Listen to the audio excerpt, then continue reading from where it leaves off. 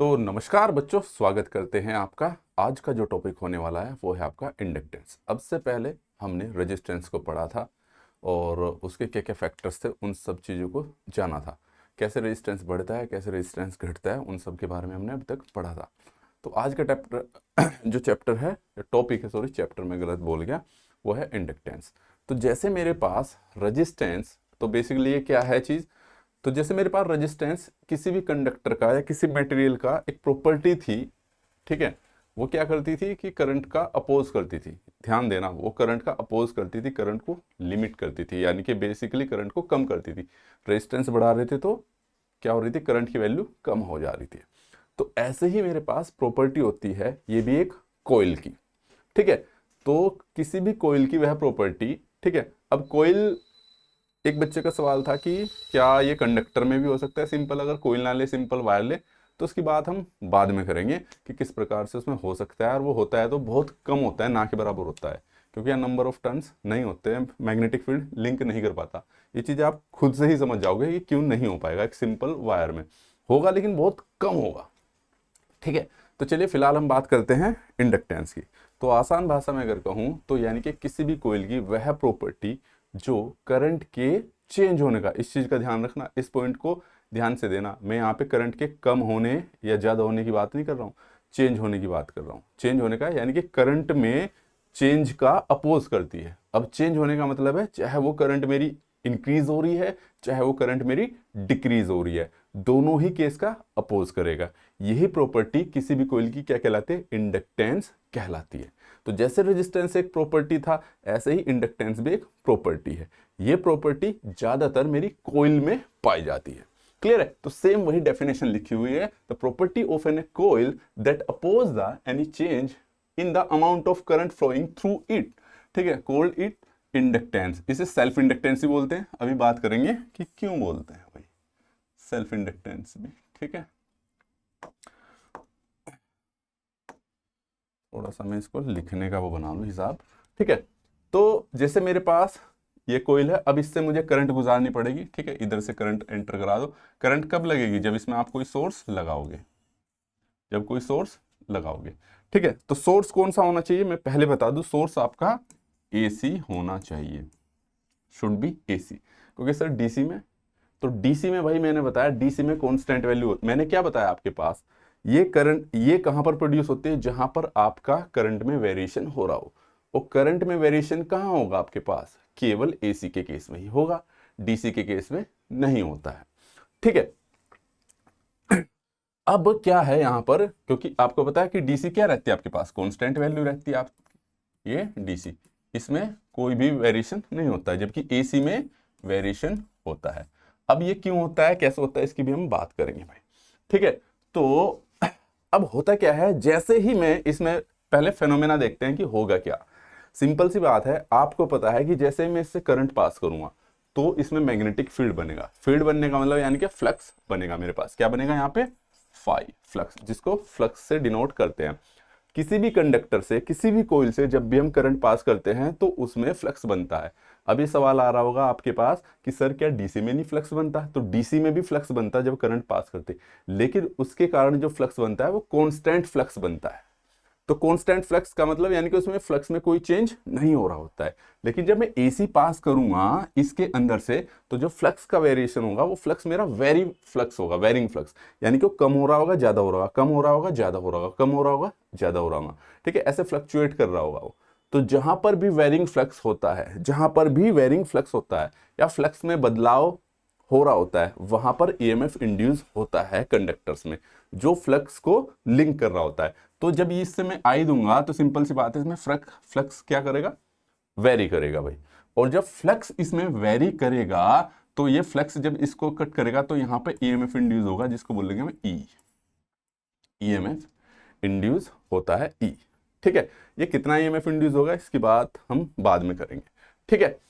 तो कहने का मतलब है यही ईएमएफ जो इंड्यूस होता है, ये किसके, जो आपकी अप्लाइड वोल्टेज है, इसी का अपोज करता है, इसी का अपोज करता है, ठीक है। इसलिए इसमें हम नेगेटिव साइन भी लेते हैं, ये बाद में देखेंगे हम इसमें कि जब इक्वेशंस पे आएंगे। तो कहने का मतलब सिंपल सी बात है कि जब मैं इस कॉइल से करंट पास करूंगा तो इस कॉइल की वह प्रॉपर्टी जो करंट के बदलाव का यानी कि चेंज में अपोज करेगी। चाहे वो करंट बढ़ रही हो उसका भी अपोज करेगी, चाहे वो करंट क्या हो रही है घट रही हो उसका भी अपोज करेगा। यही प्रॉपर्टी मेरी इंडक्टेंस कहलाती है। ठीक है, अब इसीलिए इसको क्या बोलते हैं हम, इंडक्टर ऑल्सो कॉल्ड चोक भी बोलते हैं, इसको हम रिएक्टर भी बोलते हैं। ठीक है, रिएक्टर और जस्ट ए कोइल भी बोलते हैं। क्लियर है, इसको एक सिंपल सी कोइल ही तो, आप इसको कोइल ही तो बोलोगे। ठीक है, और self inductance of a coil is called electrical inertia भी कहा जाता है of the coil. Electrical inertia क्यों, क्योंकि मोमेंट ऑफ इनर्शिया पढ़ा है आपने। इनर्शिया क्या होता है, वो जैसे कि आपने इनर्शिया पढ़ा है कि कोई भी चीजें जैसी है वह उसी स्थिति में बने रहने की कोशिश करती है। ठीक है, जैसे कि हम कंबल ही झटकते हैं तो एकदम धूल के कण बाहर निकल जाते हैं। गाड़ी का झटका लगना क्यों, क्योंकि जब आप गाड़ी में बैठे हो तो आपकी बॉडी जिस पोजीशन में है उसी में बने रहने की कोशिश करेगी। ठीक है, जबकि गाड़ी आपकी आगे निकल जाएगी तो ब्रेक लगने पे क्या होता है, आप आगे चले जाते हो। ठीक है, क्योंकि गाड़ी तो रुक जाती है, आपकी बॉडी मोमेंटम में है। तो सेम कहने का मतलब ये इलेक्ट्रिकल इनर्शिया भी इसलिए बोलते हैं कि जिस कंडीशन में है वह उसे उसी में बनाने रखने की कोशिश करता है, इसलिए इसको इलेक्ट्रिकल इनर्शिया भी कहते हैं। तो अब आ जाते हैं पॉइंट्स पे इसके। क्लियर है, ये इसकी कुछ पॉइंट्स हैं जो आपको नोट डाउन करने ही है, ये मैंने ऑलरेडी लिख रखे हैं।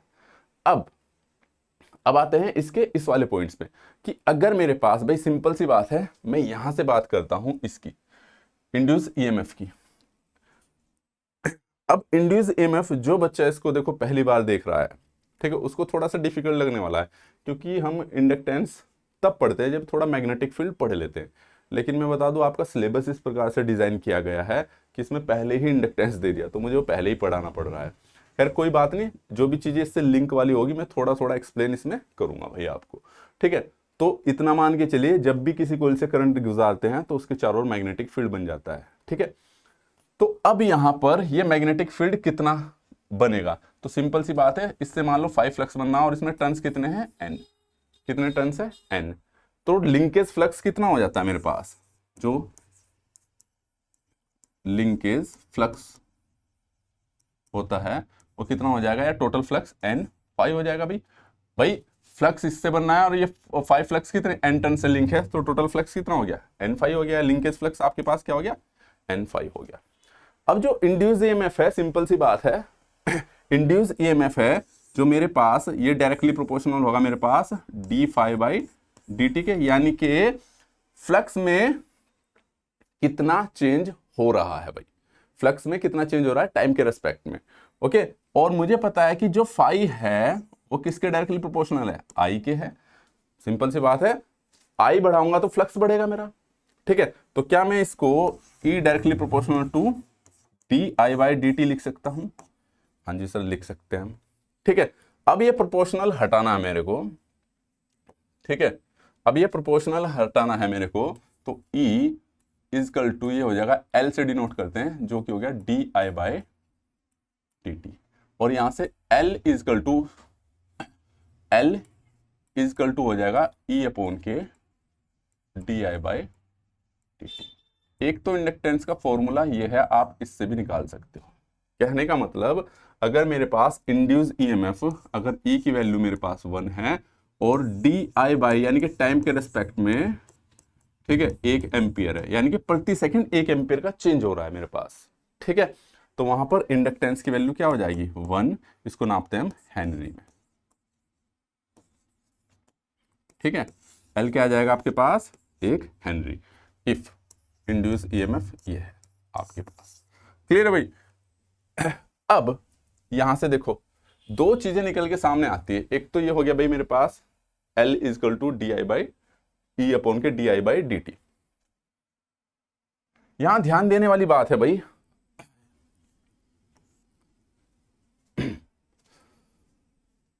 जो लिंकेज फ्लक्स है मेरे पास, अब देखो ये एक फॉर्मूला ये हो गया आपके पास इंड्यूस ईएमएफ का, ये भी बेसिकली सेम चीज है। आपके पास लेंथ दे रखी है, मैग्नेटिक फील्ड दे रखा है, इसी को दे रखा है इसका cross section area inner core का, और ये मैग्नेटिक फील्ड है और ये नंबर ऑफ टर्न्स है। ठीक है, इसी को जो बुक्स में डायग्राम दिया गया है उसी से रिप्रेजेंट किया गया है, तो इसमें और इस डायग्राम में कोई अंतर नहीं, बस इनको ये बता दिया हमने।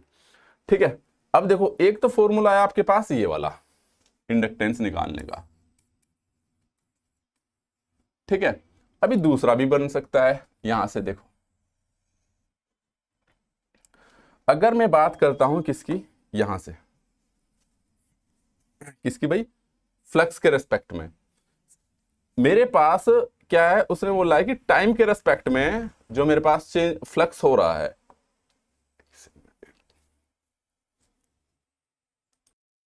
तो ये क्या कहेगा भाई, जैसे मैंने ये पढ़ा था यहां पर, एक इक्वेशन सी आई मेरे पास L D by D T. ठीक है, तो क्या यहां से D five E directly proportional to D D five by D T है, तो यहां पर अगर मैं सेकंड मेथड की बात करूं, ये पहला मेथड समझ लो आप इसमें इंडक्टेंस निकालने का, ये दूसरे की अगर मैं बात करूं तो ये क्या हो जाएगा, E इजकल टू या E equal to N D five by D T. ठीक है, क्योंकि इंड्यूस ईएमएफ किस चीज के ऊपर डिपेंड करेगा, मेरा फ्लक्स कितने नंबर ऑफ टर्न से लिंक कर रहा है, इसी को तो एन फाइव बोलते हैं। या इसको मैं ऐसे लिख सकता हूं कि E equal to D five by D T और एन फाइव, ऐसे लिख सकता हूं मैं।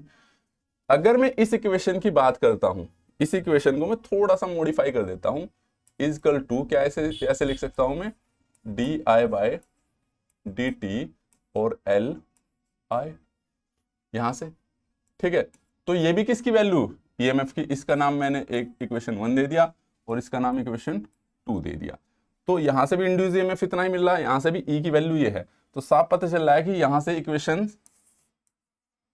इक्वेशन फर्स्ट एंड सेकंड से, तो ये क्या आ गया, L I equal to N phi, और यहां से L equal to N phi upon के आई।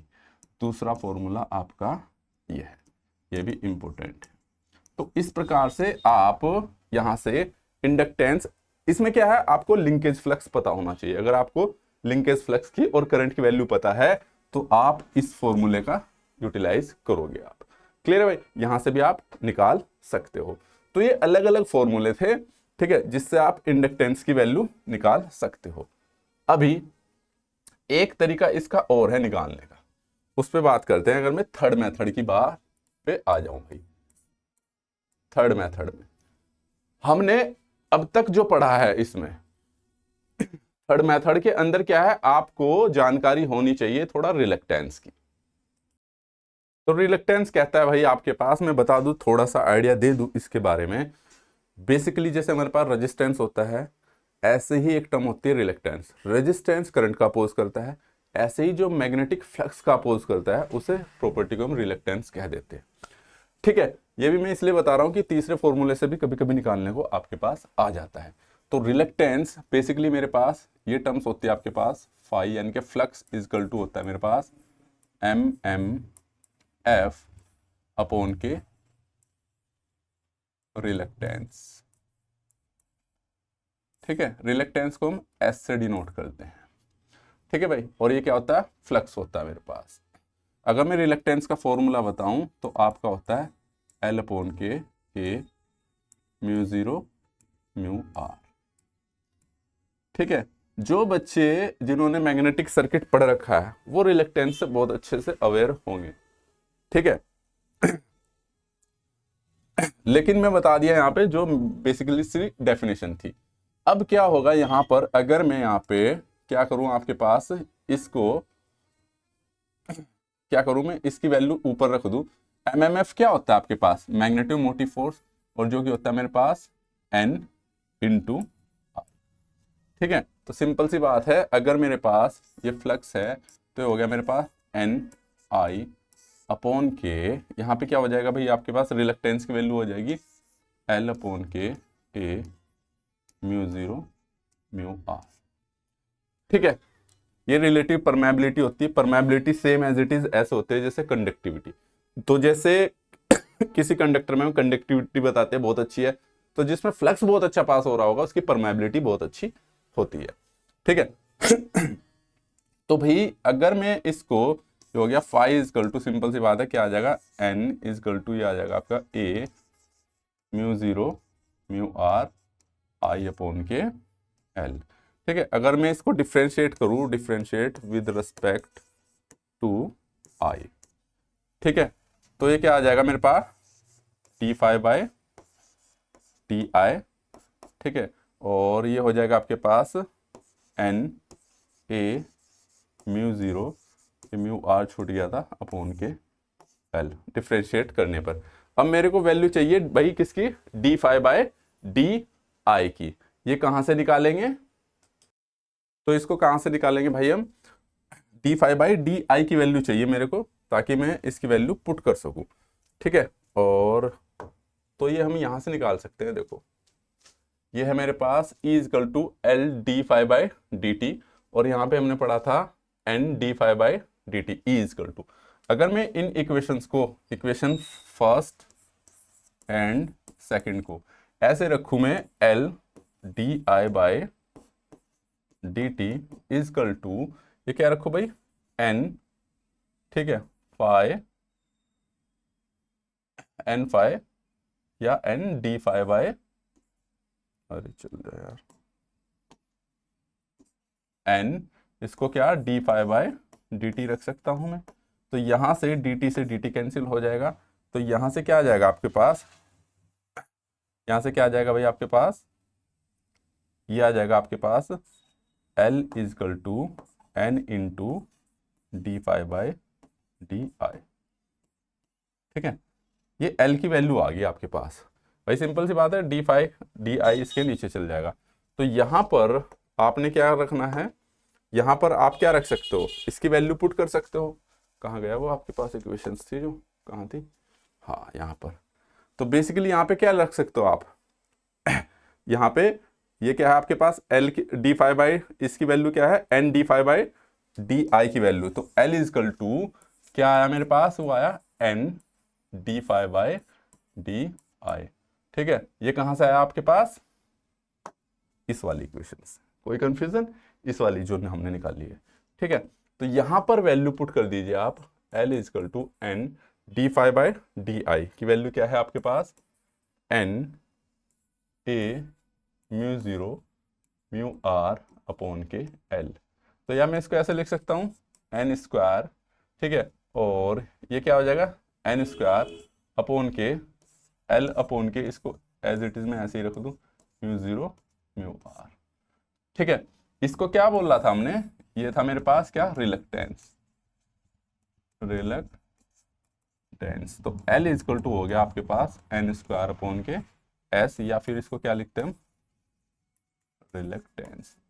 ये मेरे पास क्या है, जब मेरे पास फिजिकल डायमेंशन दी गई होगी तब निकालेंगे हम, क्लियर है। तो फॉर्मूला नंबर थर्ड हो गया।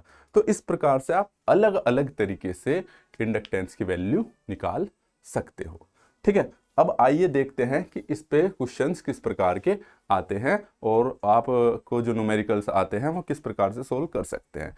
तो बेसिकली मैं हल्का सा ओवरव्यू और दे दूं। इसमें बेसिकली क्या किया हमने कि कोई भी कोइल है तो उस कोइल की प्रॉपर्टी होती है आपके पास कि ईएमएफ सॉरी जो करंट में बदलाव हो रहा है उसका अपोज करे। याद रखना, करंट को कम ज्यादा नहीं करती, उसमें होने वाले बदलाव का अपोज करती है वो, ठीक है। एक चीज और मैं बताना भूल गया आपको, जो मोस्ट इंपोर्टेंट चीज थी कि हमेशा ई को हम ऐसे रिप्रेजेंट करते हैं माइनस के L D I by D T, ठीक है। अब जो माइनस साइन है, ठीक है, ये किसको रिप्रेजेंट करता है, माइनस साइन हमेशा रिप्रेजेंट करता है जो इंड्यूस ईएमएफ है। अब यहाँ पे आपने जो वोल्टेज दी है V, इसका अपोज करेगा, यानी कि जिसके कारण वो बन रहा है उसी का अपोज करता है।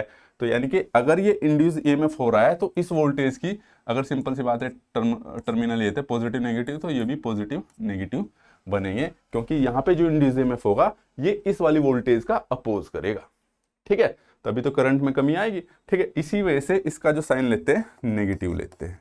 तो नेगेटिव साइंस अगर आप काफ़ी बुक्स में नेगेटिव है, और नेगेटिव देना ज़रूरी भी होता है क्योंकि जो इंड्यूस ईएमएफ है उसका साइन ही रिप्रेजेंट करता है कि वो अप्लाइड वोल्टेज का अपोज कर रहा है, क्लियर है, ठीक है। तो बस यहाँ पे मैंने साइन नहीं लिया था ताकि कुछ ज़्यादा कन्फ्यूजन ना हो, लेकिन जब बुक्स में देखोगे आप तो नेगेटिव साइन मिलेगा, उसका मैंने आपको बता दिया है, ठीक है। तो ये भी एक प्रकार की प्रॉपर्टी है, क्लियर है। पीडीएफ और ये सारे नोट्स आपको, क्लास के जितने भी नोट्स है ये आपको ऐप से मिल जाएंगे, ठीक है। अब चलते हैं इसके क्वेश्चंस की और वो देखते हैं किस प्रकार से सोल्व करने हैं। तो सबसे पहले हम छोटा सा एग्जाम्पल देखते हैं जो कि होता है आपके पास। मान लो मेरे पास एक, फिर एक बोलेंगे, एक कोयल है, ठीक है भाई। इसमें मान लो मेरे पास टर्न्स है 200 टर्न है। 200 टर्न का मतलब 1 2 3 4, ऐसे तो मैं 200 तो बना नहीं से रहा यहाँ पर, ठीक है। और इसमें मान लो 2 मिली एम्पियर की करंट जा रही है, और इसमें जो फ्लक्स लिंकेज है, फ्लक्स है आपके पास, वो ले लो 2 × 10⁻³ वेबर। अगर आपको इसका मतलब समझ में नहीं आ रहा तो एक वेबर का मतलब मैं बता दूं आपको। अगर एक वेबर जो होता है आपके पास वो होता है 10⁸ लाइन, ठीक है। किसी भी मैग्नेटिक फील्ड को निकालना हो, अगर मैं बोल रहा हूँ कि कोई मैग्नेट है मेरे पास, ये N और S, ठीक है, इसकी मैं बोल रहा हूँ कि इसका जो मैग्नेटिक फील्ड है वो 2 वेबर है, तो यानी कि उसमें 2 × 10⁸ मैग्नेटिक लाइन्स निकल रही होंगी, ऐसे N से S की तरफ चलती है, मोटा मोटा सा ये है, ठीक है। तो मैं बता दूं यहाँ पर मैं ज़्यादा इसलिए नहीं बता रहा हूँ, एक्चुअल में मैंने बताया कि इंडक्टेंस आपको मैग्नेटिक सर्किट के बाद ही पढ़ना चाहिए, बट आपका सिलेबस इस तरीके से दे रखा, पहले RLC, तो उनका बेसिक दे रखा है, तो आपको बेसिक ही जानना है, ठीक है। और जिसको बहुत डिटेल में जानना है तो डिटेल वाले लेक्चर देखिएगा जो मैग्नेटिक सर्किट के लेक्चर हैं, ठीक है। तो यहाँ पे ये है भाई आपके पास, तो इसने पूछ लिया कि इसका इंडक्टेंस बताइए, इस कोइल का भाई इंडक्टेंस क्या है। तो यहाँ पे N दे रखा, फाई दे रखा, I दे रखा, तो L = क्या हो जाएगा, N⁴/K I, ठीक है। तो ये हो गया आपके पास 200 टर्न्स है, ठीक है सर। और 5 फ्लक्स कितना है, 2 × 10⁻³ ठीक है। मिली वेबर करो इसको, ये चलो वेबर कर लो, जो भी करना चाहो एक ही बात है, ठीक है। सोल्व कर लेंगे। तो वेबर है और करंट कितनी, 2 मिली एम्पियर, तो 2 मिली एम्पियर, तो इसे एम्पियर में करूंगा तो मैं 10⁻³ क्योंकि इसे मैं एम्पियर में करूंगा कन्वर्ट, ठीक है। मिली एम्पियर है तो एम्पियर में कन्वर्ट करने के लिए 10⁻³ से, और ये वेबर ऑलरेडी दे ही रखा हमने, तो यहाँ से सिंपल सी बात है, ये कट जाएगा, और 2 से 2, तो बेसिकली क्या आ गया आपके पास, 200 हेनरी, ठीक है। ये एक ऐसी वैल्यू ली मैंने, ठीक है, क्लियर है अपने हिसाब से। अब देखते हैं, ये आ गया छोटा सा क्वेश्चन था एग्जांपल नंबर 1 कि सिंपल से ऐसे भी आ जाता है N⁵, या किसी भी फॉर्मूले पे आ जाएगा, हो सकता है वो इंड्यूस EMF दे दे, आपको रेट ऑफ चेंज करंट दे दे, ठीक है, तब आपका फॉर्मूला L = वही लगेगा, E/dI/dt। तो डिपेंड करेगा कि आपको पैरामीटर्स दिए क्या क्या, आपको फैक्ट क्या क्या दिए हैं। अब देखो ये बड़ा इंटरेस्टिंग सवाल है, थोड़ा सा घुमाएगा, इसमें पूरा मैग्नेटिक सर्किट भी यूज होने वाला है भाई, ठीक है। तो इसने बोला कि एक कोइल है, वाउंड है ऑन ए आयरन कोर, तो भाई कोई आयरन की कोर है इस प्रकार की, ठीक है, और इस पे कोइल वाउंड है, ठीक है भाई।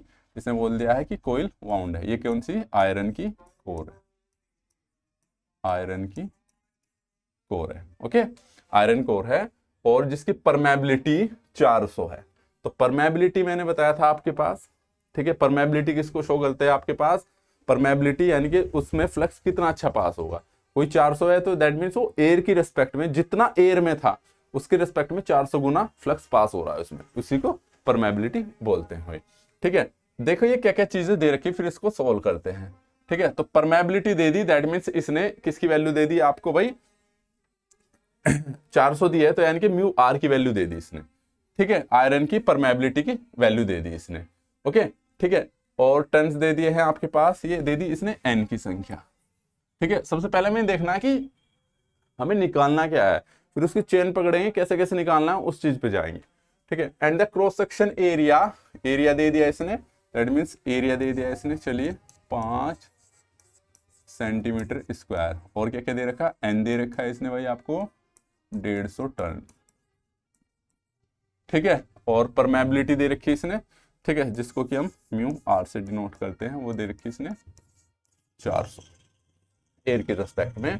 और करंट दे दी इसने, give the study current of 3 milli ampere, तो आई दे दिया इसने 3 मिली एम्पियर, ठीक है। और क्या क्या दिया इसने, produce the magnetic line, magnetic lines जो है आपके पास कितना, 10 लाइंस कितना दे रहा है, 10 लाइन्स पर सेंटीमीटर स्क्वायर। तो मैग्नेटिक फील्ड का वो दे दिया इसने भाई आपको एरिया सेंटीमीटर स्क्वायर्स में, ठीक है। और when the air is present in the medium, तो इसने बोला कि जब आपके पास एयर प्रेजेंट है तो इतनी मैग्नेटिक लाइन्स है, 10 मैग्नेटिक लाइन्स है इसमें।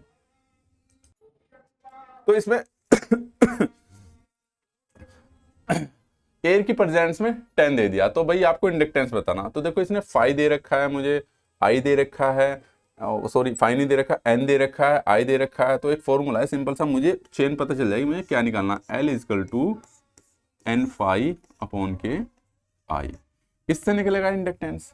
अब मुझे भाई फाई निकालना है, फाई कैसे निकाल लूंगा, ठीक है, ये बड़ा सिर दर्द है। खैर कोई बात नहीं, चलिए अब देखते हैं हम इसमें जो हिंट्स दे रखे हैं उनसे हम फाई निकालेंगे। तो बेसिकली फाई के लिए फॉर्मूला होता है आपके पास, एक आपने पढ़ा होगा, फाई इजकल टू, या फ्लक्स डेंसिटी जिसको बोलते हैं हम, चल जा भाई, ठीक है, बी आई की आयरन की फ्लक्स डेंसिटी होती है मेरे पास फाई अपॉन के ए। इसको क्या बोलते हैं, फ्लक्स डेंसिटी, फ्लक्स डेंसिटी। अब आप कहोगे सर ये कौन सी तोप छोड़ दी आपने बीच में, ये तो भी पढ़ाई भी नहीं है ना, तो इसलिए बोल रहा था पहले ही मैग्नेटिक सर्किट थोड़ा। अब चलो कोई नहीं, मैं बता रहा हूँ फ्लक्स डेंसिटी होती क्या है, हल्का सा आइडिया दे रहा हूँ। फ्लक्स डेंसिटी सिंपल सी बात है, फ्लक्स पर यूनिट एरिया, यानी कि एक पर यूनिट एरिया से आपकी फ्लक्स कितना जा रहा है उसी को डिफाइन करती है, ठीक है, फ्लक्स डेंसिटी। ठीक है भाई, फ्लक्स की डेंसिटी क्या है, मान लो सिंपल सी बात है, ये आपके पास कोई एरिया है, इससे कितना फ्लक्स लिंक कर रहा है, ठीक है, ये फ्लक्स डेंसिटी को शो करता है, पर यूनिट एरिया में कितना फ्लक्स जा रहा है, इसी को फ्लक्स डेंसिटी बोलते हैं। और इसकी यूनिट भी होती है आपके पास, फ्लक्स को नापते हैं वेबर में और इसको नापते हैं एरिया को मीटर स्क्वायर में, वेबर पर मीटर स्क्वायर, या इसको हम टेस्ला भी बोल देते हैं कभी कभी, ठीक है। चलिए खैर, अब यहां से भाई मेरे पास क्या फ्लक्स आ सकता है, यहां से मुझे साफ पता चला है फ्लक्स कैसे निकालूंगा मैं, बी आई इंटू ए से एरिया से निकाल सकता हूं, ठीक है। एरिया क्योंकि इसने दे रखा है 5 सेंटीमीटर स्क्वायर दे रखा है इसने भाई, कि क्रॉस सेक्शन एरिया जो है आपके पास 5 सेंटीमीटर स्क्वायर है। लेकिन अब आपके पास बी आई नहीं है, फ्लक्स डेंसिटी नहीं है, लेकिन इसने कहां दे रखा है, देखो ये दे रखा है इसने एयर का दे रखा है, कि इसने क्या बोला कि गिवन अगर 3 एम्पियर की करंट जाती है उससे मैग्नेटिक फील्ड से, तो 10 लाइन, ठीक है, 10 लाइन आपके पास प्रति सेंटीमीटर स्क्वायर प्रोड्यूस होती है, ठीक है। कब, When the air present in the medium, यानी कि जब मेरे पास कोयल ना, ये तो आयरन है, ये क्या है, आयरन है, लेकिन अगर मैं कोयल ऐसी बना दूं, बीच में तो एयर है, ये आयरन है, तो जब मैं आयरन डाल दूंगा तो वो क्या हो जाएगी, इसने बोला परमेबिलिटी 400 गुना है।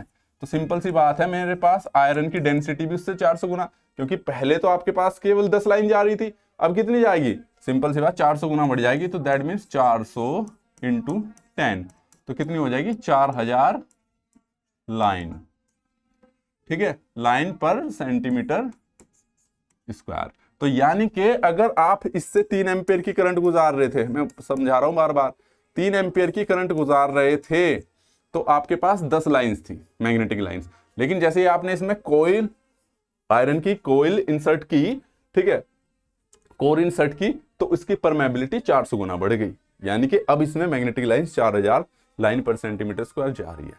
तो बी आई आ गया, तो यहां से आप फ्लक्स निकाल दो बस, flux is equal to B I की वैल्यू क्या है, यानी कि आयरन की फ्लक्स डेंसिटी है बी आई, ठीक है, आयरन की फ्लक्स डेंसिटी, बी रिप्रेजेंट करता है फ्लक्स डेंसिटी को। तो ये हो गया आपके पास 4000 इंटू कितना हो गया भाई आपके पास 4000, तो यार इंटू एरिया कितना था, अब यहां से आप निकाल लोगे फ्लक्स, टोटल फ्लक्स है ना भाई, यहां से टोटल फ्लक्स निकाल सकता हूं ना मैं, अगर मेरे को डेंसिटी पता है और एरिया पता है, तो यहां से टोटल फ्लक्स आ जाएगा, फ्लक्स कितना इंटू 5, ये भी सेंटीमीटर में, ये भी सेंटीमीटर, तो कितना हो गया 5 चौक 20, ठीक है, और 3 जीरो और लगा दो लो भाई, ठीक है, वेबर। अब वैल्यू पता ही है आपको, निकाल दो, आपके पास आ गया ये हो गया आपके पास एन कितना है आपके पास 150 टर्न, 150 इंटू कितना आया भाई आपके पास, फ्लक्स है आपके पास 20,000 अपॉन के आई, ठीक है। तो ये हो गया 3 पंजे 15, 50, तो 5 दूनी 10 कैलकुलेट करके जितना भी वैल्यू आता है आप इसको रख दोगे। तो कैलकुलेशन में तो भाई कोई प्रॉब्लम आनी ही नहीं चाहिए, ठीक है। लेकिन इसमें मैं एक गड़बड़ कर गया हूं। गड़बड़ क्या हो गई है, देखो यहाँ पे 3 क्या थी आपके पास, मिली एम्पियर था, तो मुझे इसे एम्पियर में लेना पड़ेगा, ठीक है। ये 3 एम्पियर मैंने यहीं से ले लिया, एक्चुअल में 3 मिली एम्पियर था, I = 2। तो ये क्या हो जाएगा, अगर मैं इसको एम्पियर में करूंगा तो 3 × 10⁻³ एम्पियर हो जाएगा। साथ ही ये गड़बड़ कर दी कि मैंने फ्लक्स यहाँ पर क्या है, लाइन पर सेंटीमीटर स्क्वायर है, और फ्लक्स को किस में नापते हैं हम, वेबर में। और यहाँ पे साफ पता चल रहा है कि इसको मैं फ्लक्स, ये क्या है, जो फ्लक्स रहता है वेबर में, और एरिया मीटर स्क्वायर में लेते हैं। तो ये किस में था एरिया हमारे पास, सेंटीमीटर स्क्वायर में। तो मीटर में कन्वर्ट करने के लिए 100 सेंटीमीटर होते, तो यानी कि इंटू में कर दूंगा इसमें 10⁻⁻4 से इंटू कर दूंगा, क्योंकि 1 मीटर स्क्वायर = सिंपल सी बात है 1 मीटर में 100 सेंटीमीटर होते हैं, तो आपको पता ही होगा। तो सेंटीमीटर का नहीं, इसमें एक्चुअल में यही गड़बड़ हुई मुझसे यहीं पे। देखो यहाँ पे थे तो हम ठीक है, यहाँ तक बिल्कुल करेक्ट था। ये मेरे पास क्या आई, 20,000 लाइन्स आ गई पर सेंटीमीटर स्क्वायर में, ठीक है। अब 20,000 लाइन से मेरे को इसको किस में कन्वर्ट करना है, ये क्या आई आपके पास 20,000 लाइन्स पर सेंटीमीटर स्क्वायर, ठीक है। लेकिन मुझे फ्लक्स को चाहिए वेबर में, कि कितने वेबर है। अब मैंने पढ़ रखा है कि सिंपल सी बात है, 1 वेबर = 10⁸ लाइन्स पढ़ा था मैंने, इतना पढ़ा था, ठीक है। तो सिंपल सी बात है, अगर मैं एक लाइन निकालूं यहां से तो कितना हो जाएगा, 1/10⁸ 8 वेबर, यानी कि एक लाइन की वैल्यू 1/10⁸ वेबर होगी। तो इसी प्रकार से मैं अगर 20,000 लाइन की वैल्यू निकाल लूं तो कितने वेबर होगी, 1/8 से इसको मल्टीप्लाई कर दो 10⁸ से, तो इससे 4 वो 0 कट जाएगी, तो ये कितना बच जाएगा, 2 × 10⁻⁴ वेबर। एक्चुअल में वेबर में निकालना था, मैं डेंसिटी में ले गया था इसको ना, तो थोड़ा सा कंफ्यूजन मेरे को भी हो गया था, ठीक है। तो यहां से पता चल गया आपको फ्लक्स की वैल्यू, यानी कि फ्लक्स की वैल्यू इतने वेबर रहेगी। तो यहाँ पे ये गड़बड़ हो गया था मेरे से, ठीक है, करेक्ट कर लीजिएगा इसे, तो हैंग ही हो जाता है कभी कभी, ठीक है भाई। तो ये हो जाएगा आपके पास, ये हो जाएगा भाई 2 × 10⁻⁻⁴, और ये 3 × 10⁻⁻3, ठीक है भाई। तो इससे सोल्व करोगे आप, पता है ये हो जाएगा आपके पास 10⁻3 जाके माइनस, ये 3 से काटो, ये 3 वो हो जाएगा आपके पास, और 50 दूनी 100, 10 1 3 से 3, तो ये आपके पास सिंपल सा 10 हेनरी आ जाएगा आंसर, सोल्व करोगे तो इस प्रकार से आप, इसमें काफ़ी सारी न्यूमेरिकल्स में, इस वाले न्यूमेरिकल्स में काफ़ी सारे रिलेशन थे आपके पास, परमेबिलिटी के भी और फ्लक्स डेंसिटी के भी, ठीक है। तो ये थोड़ा सा लेंथी वाला न्यूमेरिकल्स था, बट आपके पास मुझे लगता है इससे आसान ही आएंगे, और इससे ज़्यादा आएगा भी नहीं, तो इसलिए थोड़ा सा मैग्नेटिक फील्ड की जानकारी इसमें होना बहुत ज़रूरी भी है, ठीक है। तो इस प्रकार से न्यूमेरिकल कर सकते हैं आप। बाकी की जो न्यूमेरिकल की प्रैक्टिस रहेगी वो आपके पास अगली क्लास में रहेगी, आपके पास प्रैक्टिस वाले सेशन में रहेगी कि इंडक्टेंस पे और किस प्रकार के क्वेश्चन आते हैं। तो यहाँ पर आपका इंडक्टेंस कैसे निकालते हैं ये पता किया, इंडक्टेंस होता क्या है और किन किन फॉर्मूले से हम यूज़ करके निकाल सकते हैं। तो पहले वाला हमने दूसरे फॉर्मूले से निकाला था, ठीक है। और बहुत सी बार छोटे छोटे क्वेश्चन आ जाते हैं आपके पास कि इंड्यूस ईएमएफ इतना है और रेट ऑफ चेंज करंट इतना है, तो इंडक्टेंस बताइए, तो तब भी निकाल सकते हो आप। तो ये सभी चीज़ें हम प्रैक्टिस वाले सेशन में भी रखेंगे कि इंडक्टेंस में और ज़्यादा क्वेश्चन हम कैसे कर सकते हैं। तो इस क्लास में इतना ही। तो बाकी आपको अगर कंटेंट पसंद आ रहा है, और ये आपका मैं बता दूं बिल्कुल सिलेबस यूनिवर्सिटी के अकॉर्डिंग ही चल रहा है, ठीक है। तो लाइक ज़रूर कीजिए, साथ ही साथ अपने दोस्तों को शेयर ज़रूर कीजिएगा भाई, ठीक है। चैनल को सब्सक्राइब ज़रूर कर लीजिएगा, और ये जितना भी कंटेंट है आपका, ये आपको ऐप पर मिल जाएगा पीडीएफ की फॉर्म में, ठीक है। आप प्रॉपर नोट्स बना सकते हो, और नोट्स बनाते चलिए आप, भले ही किसी भी यूनिवर्सिटी से डील कर रहे हो आप, ठीक है। मैं पहले ही बता दूं, जो मैं टारगेट सेट करके चल रहा हूँ वो मैं उत्तराखंड टेक्निकल यूनिवर्सिटी के सिलेबस के अकॉर्डिंग लेके चल रहा हूँ। तो जो बच्चे उत्तराखंड यूनिवर्सिटी से डील कर रहे हैं उनको तो कोई ऐसा ढूंढने की ज़रूरत नहीं, बिल्कुल मैं पैटर्न में लेके चल रहा हूँ। लेकिन हाँ, जो दूसरी यूनिवर्सिटी हैं जैसे उत्तर प्रदेश होगी, बिहार होगी, या किसी भी स्टेट के, अगर उनके में ये कंटेंट है और जो कि फर्स्ट ईयर के हिसाब से बना रहा हूँ मैं, क्योंकि फर्स्ट ईयर में आपको बेसिक बेसिक पढ़ाया जाता है इन सब चीज़ों का, तो केवल बेसिक ही पढ़ा रहा हूँ मैं, और जितना ज़रूरी है उतना ही कंटेंट पढ़ा भी रहा हूँ भाई, ठीक है। क्योंकि अगर आप इंडिविजुअली पढ़ने जाओगे, क्योंकि ये कॉमन सब्जेक्ट है सभी के पास फर्स्ट ईयर में, चाहे वो CS हो, सिविल हो, मैकेनिकल हो, कोई भी ब्रांच का बच्चा हो, इंडिविजुअली पढ़ने जाओगे तो आपको 5 से 6 बुकों में ये कंटेंट ढूंढना पड़ेगा, ठीक है। और कहाँ से कितना करना है ये भी नहीं पता चलेगा आप लोगों को, ठीक है। तो चलिए, बाकी चीज़ें कोई लिंक करती हैं, जैसे बीच में ही यहाँ पे थोड़ा मैग्नेटिक सर्किट लिंक करता है, तभी आप इंडक्टेंस समझ पाते हो। अगर आप ने मैग्नेटिक सर्किट्स पढ़े हैं अच्छे से, तो इंडक्टेंस को समझने में बहुत आसानी रहती है। जहाँ फ्लक्स है वहाँ पे मैग्नेट इंडक्टेंस की प्रॉपर्टी आती है। और आगे हम पढ़ेंगे आपका कैपेसिटर, तो जहाँ पे आपका इलेक्ट्रोस्टैटिक्स चार्ज रहता है वहाँ पे कैपेसिटर होता है, उसको भी देखेंगे किस प्रकार से हम करते हैं, ठीक है। तो चलिए, इस क्लास में इतना ही, मिलते हैं आपको नेक्स्ट क्लास में। Thank you so much, all the very best. Channel को लाइक और सब्सक्राइब करना ना भूलें, और एक दूसरी बात, अपने दोस्तों को ज़रूर शेयर कीजिएगा, क्योंकि लास्ट टाइम में आपको ये नोट्स बहुत ज़्यादा काम आने वाले, एकदम पॉइंट टू पॉइंट नोट्स मिलेंगे आपको, ठीक है। तो इस क्लास में इतना है, thank you so much, all the very best.